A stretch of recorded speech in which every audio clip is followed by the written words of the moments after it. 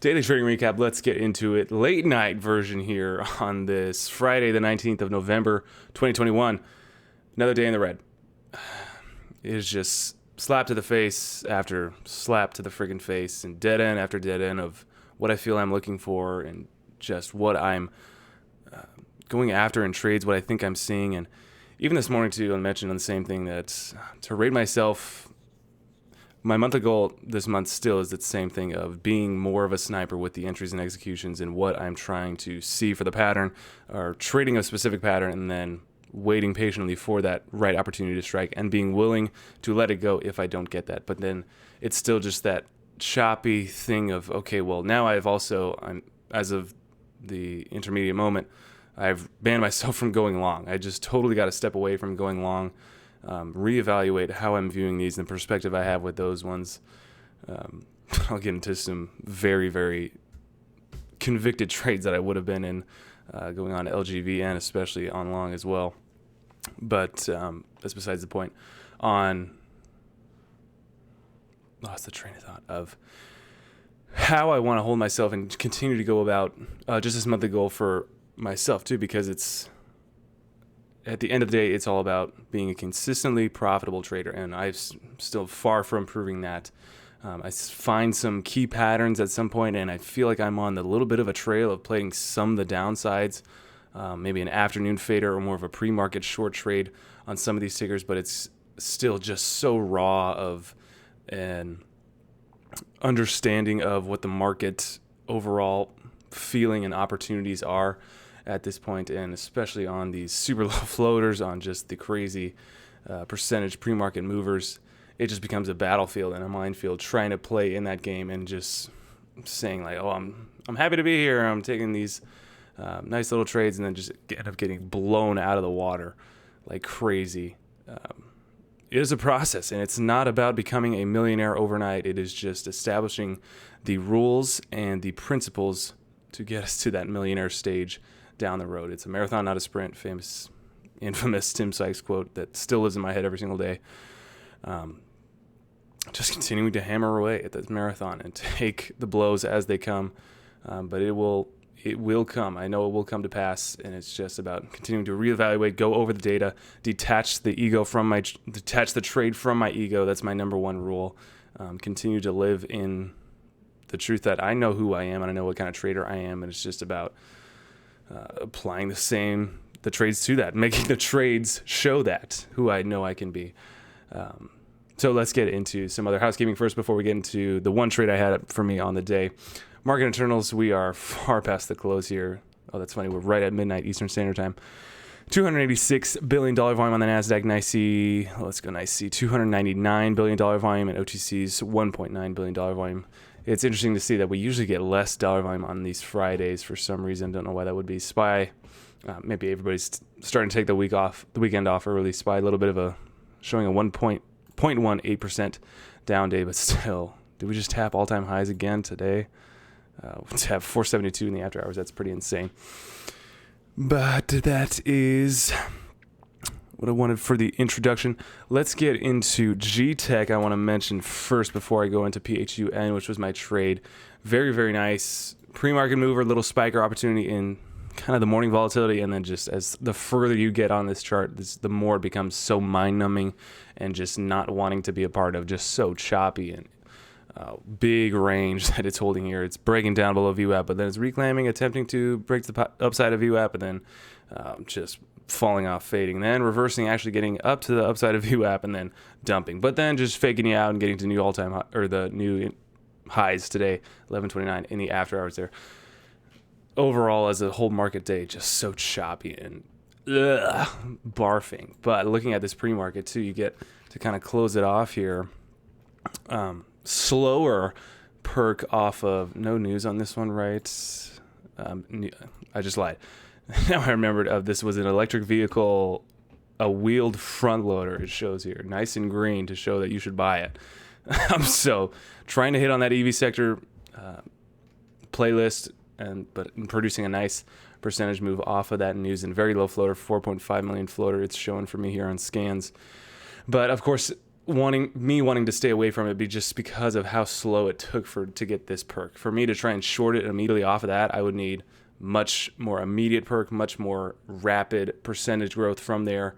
That would entail an immediate pullback off of that because of just all this new overhead that could be seeing that elevated price to liquidate into, and then just pretty much dumping the stock right after that news catalyst comes out, especially if it's around one of those whole number times. That means that that news was somehow planned, or someone somewhere knew that news press release was going to come out.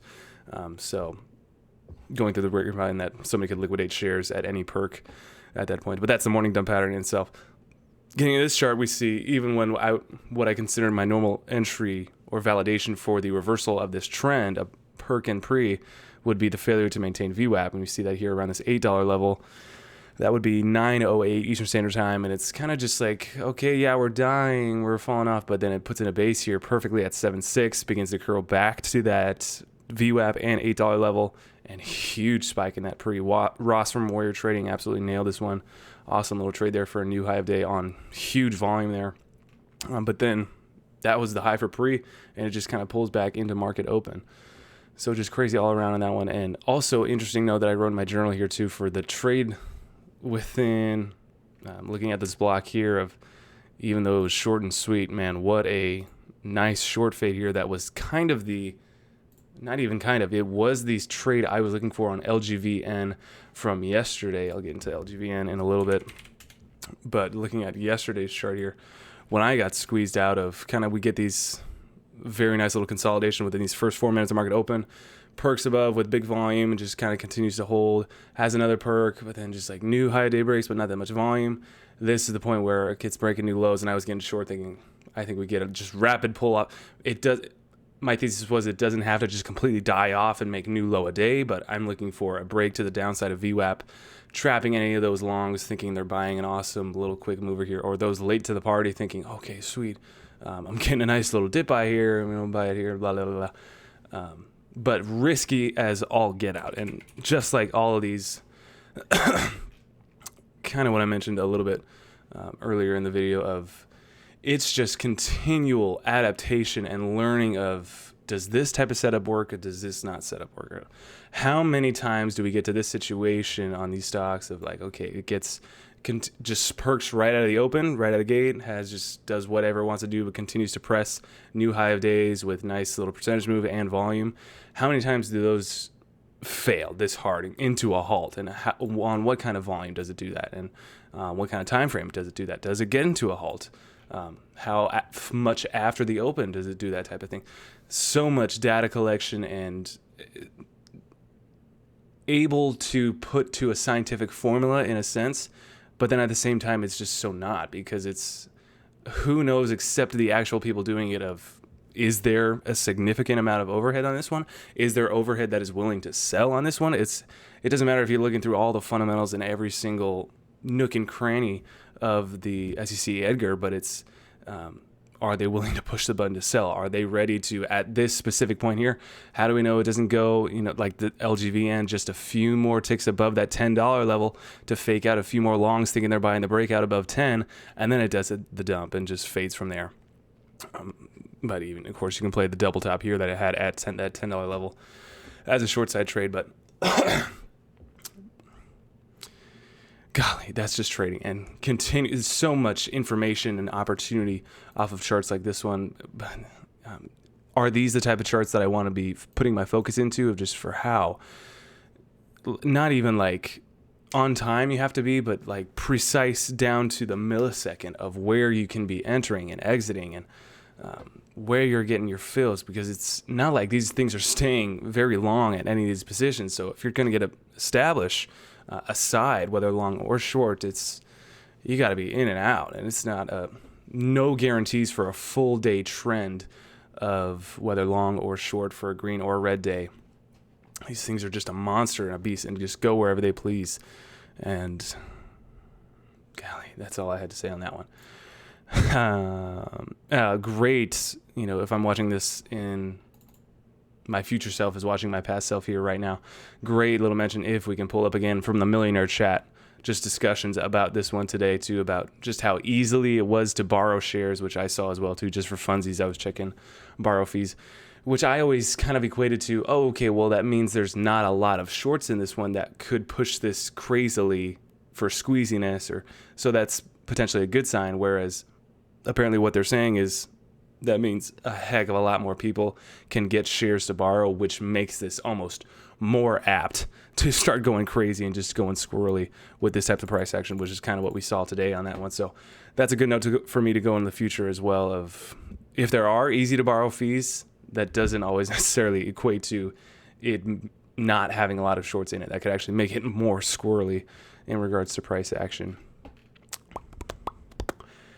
That was GTEC. We'll get into PHUN now, PHUN. Golly, and here we are, correct again in what I'm looking for as a kind of full day trend, in the sentiment that this stock today was going to die. And it was just all about the timing and understanding when and where and why we're playing this type of chart. Of course, kind of similar to DWAC, which is still looking for a little bit of bounce too, and of course, the huge sympathy to DWAC, looking for still kind of just any amount of perk or a huge amount of the shorts that were in this one to force any amount of good price action on this one. So like a bigger recovery day, which is still in the works. And off of a news catalyst today too, you would, as a long, you would potentially think, okay, well maybe maybe it has more of a nice day today to actually start that little bit of a reversal, at least if it forces some more of the bigger whale shorts to start covering on this one. But because they released a new NFT coin, or PHUN coin by Funware to begin trading, which is, they're so fun.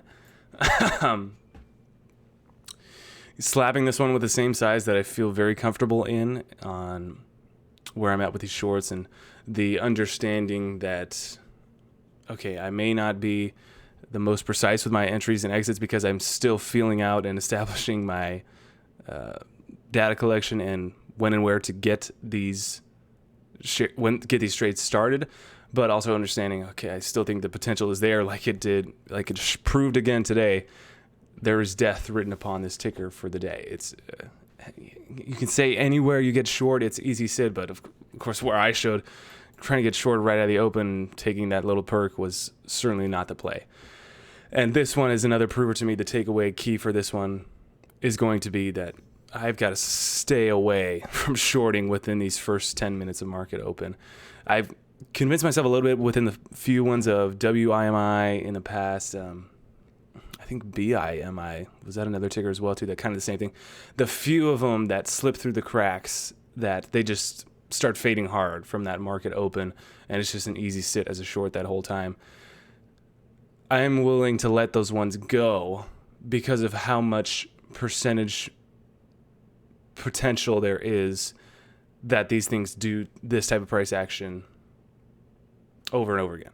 I feel the hit rate is higher for short squeezing or short reversal on these ones than it is for short fading, and kind of willing to, I'd rather be in the ones, because the ones that do end up just fading immediately at market open and just never look back, I mean, you should still be establishing a position short in pre, in my opinion. And that's where I need to be looking at these to trade them, is either at pre of looking, okay, are we failing at VWAP here? We had a dunk under, we're trying to maintain and hold, but then it's dunking again. Okay, that's my short position. That's my short entry there.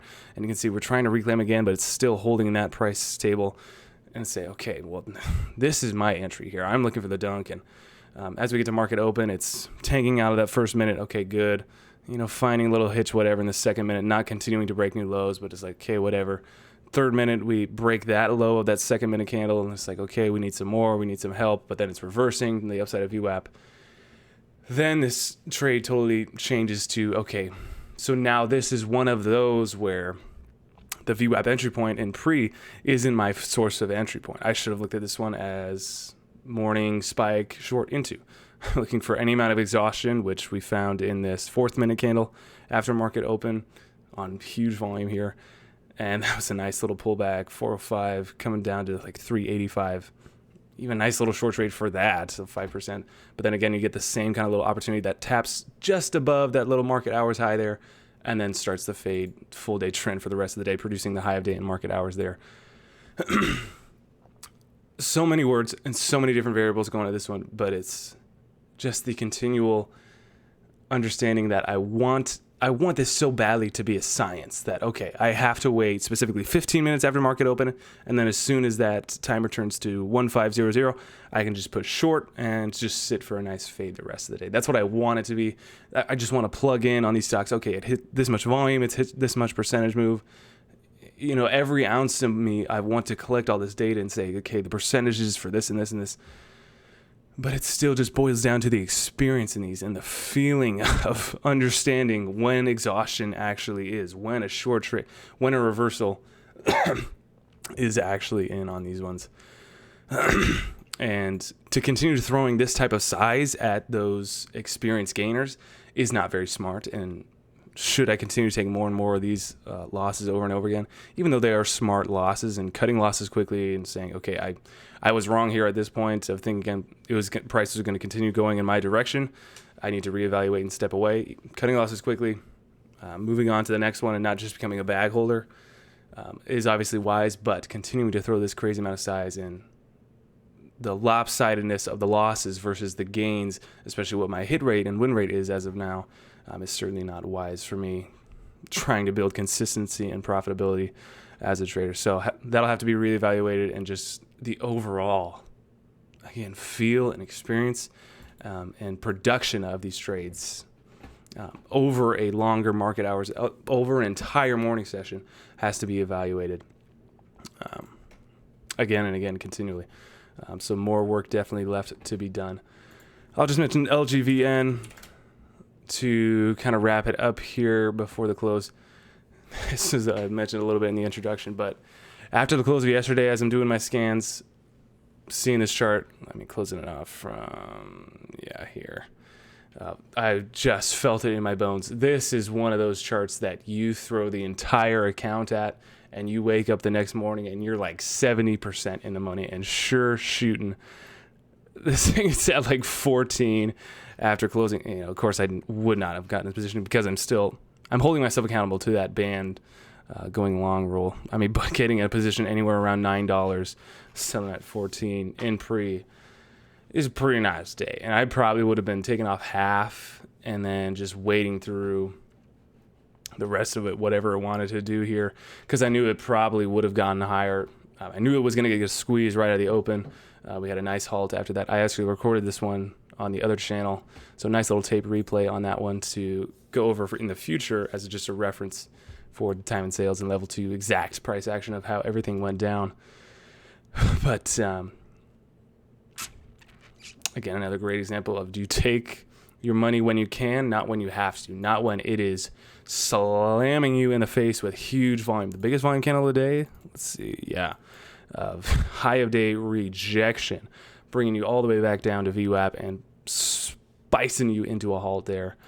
You can never get too greedy, and you can never get too comfortable in a long, even when you are just so incredibly in the money, in the profit that way too. And another interesting note of just how much attention you kind of still had to put on this one, and then how this second attempt at VWAP here was still so impactful, because it's the same thesis of what I was thinking of with the overnight one.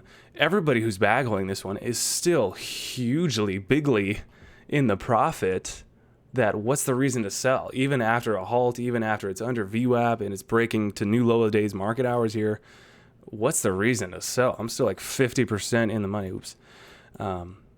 But even then too, it's just continuing to prove to you that, God, you can't get too greedy. You can't, at least for what the market is right now and what this ticker showed to us today, that sometimes it can't go parabolic, and sometimes the party does have to end. And it's just going to be tough on this one, because I know it was, everybody wants to be a part of the next LGVN, and GTEC certainly tried to be that today too. So now I can see potentially going into Monday next week that people are going to be bag holding GTEC, looking for this same type of move on LGVN, but it's just not going to happen, because those secondary moves are not the sympathy moves, but the followers of the pretty girls on the first day never tend to be the same type of action, or even close to the same type of move itself on the next day. But just something to learn from. And kind of learning from myself too, just of how many times this has been done before. Monaco and Tui mentioned eyes, that this was pretty similar action to that too, but I think it was just kind of locked in my brain somewhere that, man, I had that feeling down in my socks of, oh, the way this thing was closing after hours, you throw your entire account at this one, you'll be sitting very nicely. That'll be an easy sleep for me overnight to hold that one, and you'll be sitting very nicely to relax and just push that sell button nice and easy in the pre-market. But just continuing to learn, continuing to build that knowledge bank over and over again. We're taking down the P&L bank pretty consistently these past few months, especially this month of November. But that knowledge bank is certainly, we are depositing rapidly every single day, and I'm very excited for that one too. That's everything that I'm driving for as of right now. So that is really all I had. Going to wrap up this video so we can get to bed. 3-day week, really a 3.5 week tomorrow, but kind of just focusing on those 3 days, Monday, Tuesday, Wednesday, before Thanksgiving here. I'm going to hammer hard on looking back at the last few Mondays of this week, what they showed for opportunities, if there were some specific patterns on each individual days themselves. Of course, Wednesday might produce a little bit more, that it's kind of the last day before this holiday. I really don't expect Friday to be much. Maybe we do get a few, or like one of those, like Monaco and Tui mentioned in small cap recap, of being careful and mindful of sometimes, somehow, some way, that there's always one that just goes absolutely berserk, huge percentage move, over 3-figure percentage move on like no volume, and just because nobody's paying attention to it, somebody can just shoot it up on 2 shares. But being mindful of that, maybe on Friday, maybe not on Friday because it's a half day as well, but watching that for a little bit harder on Wednesday, to be mindful of that, especially on the short side, that even though it kind of looks like in your favor, it just can be speculative and manipulative right around these holiday trading days as well. So going to hammer that hard, continue to keep our risk in check, keep our position size in check, and continue to build that knowledge bank over anything else. I sincerely thank you guys for watching. We will catch you guys on the next one.